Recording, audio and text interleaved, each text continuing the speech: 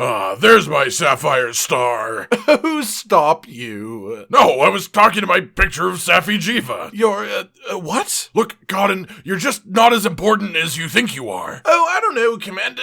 I feel sort of like the flagship that holds this fleet together sometimes. Well, if that's the case, then you're the worst flagship I've ever seen. Ladies, gentlemen, and monsters of all ages, with all of this crazy action coming up, with us only being a handful of days away from the release of Furious Rajang and Raging Brachydios into the new world, and even as soon as tomorrow we have a developer diary coming with the reveal of who the fan favorite monster will be in May. And as it happens, I was already planning to come out here and make everyone angry by talking shit about flagship monsters, so today, my perfect little posies, is my list of the top 5 worst flagship monsters in Monster Hunter, with the caveat being, hey, you know, these monsters are all really great, okay? Being on this list is not me labeling a monster as necessarily bad, just worse than the other 7 monsters, in my opinion. As a result, it also goes without saying that I do hope any monster on this list that isn't already in Iceborne doesn't wind up being the fan favorite we get in May, just because I think there are many better choices. So, hey, there is that tiny bit of extra relevance at this immediate moment. Without further ado, then, let's begin with... Number 5.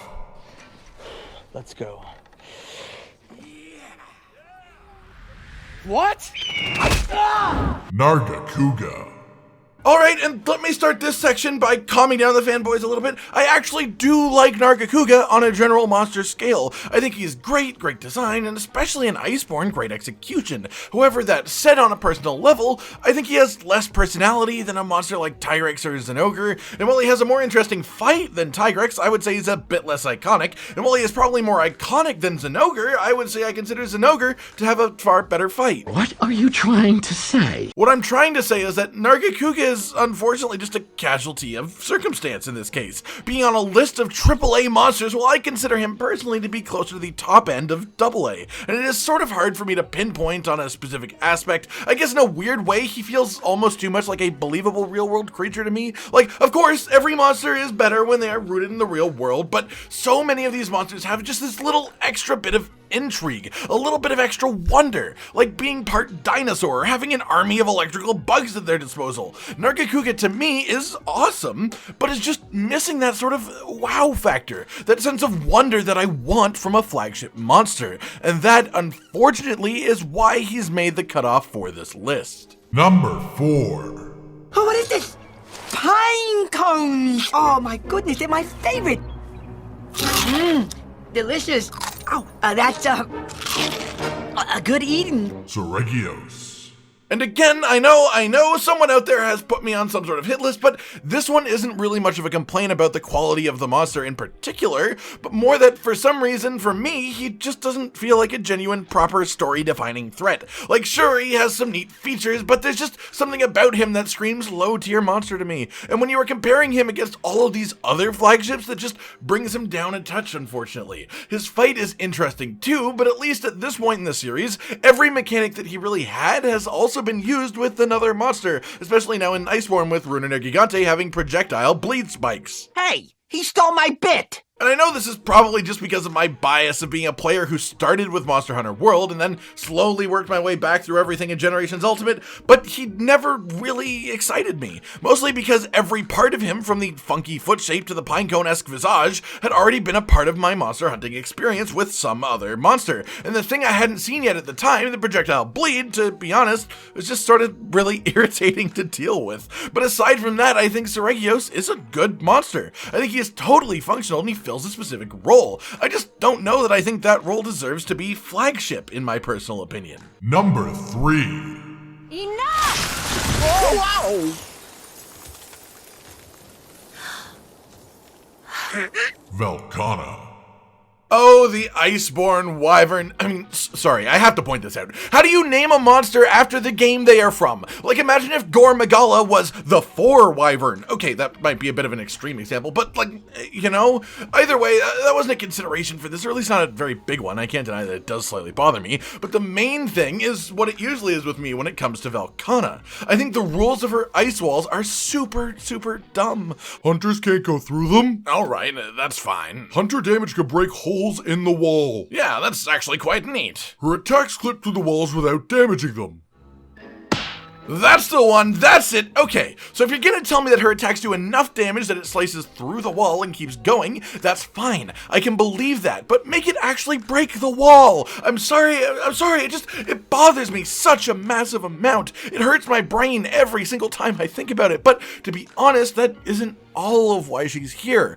I love her fight from a conceptual standpoint. The idea of ice armor, and especially the moldable ice spear tail, is just totally badass. But at the end of the day, I don't actually enjoy fighting her. It's hard to pinpoint it, but I think it is just the amount that she fucks with your movement abilities. Like the ice balls that spawn directly above wherever you are means that you have to move even when you don't want to. The icy patches she sprays on the ground which slow and trap you, and even just the general idea of ice debuff, which is avoidable, but still just a little cherry on top. Sure, the fact that she phases through her own walls bothers me, but at the end of the day, I just don't really enjoy fighting her, and I don't think I need much more of a reason than that.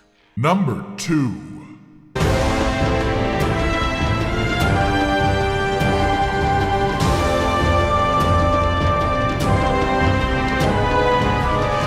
Rusted Kushala Daora.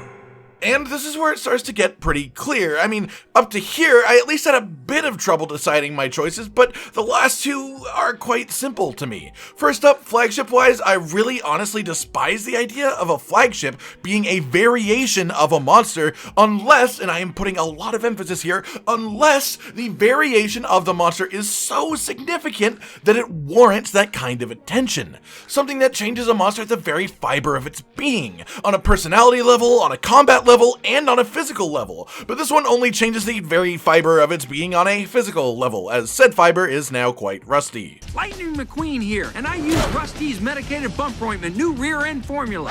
Nothing sues a rusty bumper like Rusty's. So as far as the flagshipness of this list, that is a big hit for me. But then the fights. Oh man, I'm sorry. I know that Rusted Kushala is supposed to be much more grounded and much more physical, but no matter how much I watch footage of people fighting him, I really can't discern the difference in that department. Sure, I can spot a few different moments in the fight, but he really does just feel like Kushala called in his older brother, who was born a year earlier than him, but has had all of the same life experiences. Instead of feeling like a different monster, it really does feel like the same monster that is just in the middle of a difficult moment in their life, if you get what I mean. He just isn't special in any way, shape, or form, and that said, the only reason that he is in spot number 2 here instead of spot number 1 is because, at least in this case, he hasn't had a New World Iceborne version to try and fix his combat yet, and still has wound up this far down the list. No, that right belongs solely to Number 1. You take the blue pill. The story ends. You wake up in your bed and believe whatever you want to believe. Azure Rathalos. And where to begin? Well, I guess with the fact that it is Rathalos but blue. I mean, on a visual level, there's literally less difference here than Rusted Kushala from regular Kushala. On a flagship level, it gets even worse for me. Mostly because regular Rathalos was already a flagship, and I won't rag on regular Rathalos because he was the original monster, really. The very first flagship, and he is great. But the fact that him, but just blue, was also a flagship is pretty whack if you ask me. And that was in older games. To be fair to him, he was literally just Rathalos but blue. But hey, now in Iceborne he has a move that regular Rathalos doesn't, right? Well, yes, but you know who does have that move? Wasn't it Silver? Silver Rathalos, who is way better in every single way. So here we have Azure Rathalos, firmly the middle child between original Rathalos, who pioneered the Wrath style, and Silver Rathalos, who is just the Mega Wrath. And as a result, he isn't really better than either one, and all of this just combines to make him so unbelievably underwhelming for me, not only as a flagship, but as a monster as a whole, that I just didn't see any other way for this list to end. I'm sorry, Azure Rathalos, I still respect you, but you've just found yourself in an unfortunate situation, a victim of the circumstance of what has come before you and what has come after you, and that is why you are number 1 on this list. Alright everyone, I've been Cotton Dinosaur, and this has been my list of the top 5 worst flagship monsters. Do you agree with my choices? Would you really want a flagship to return in May instead of something massive like Fatalis? Like if you liked the video, subscribe and hit the notification bell for more, and most importantly, ladies and gentlemen, until next time, stay sweet.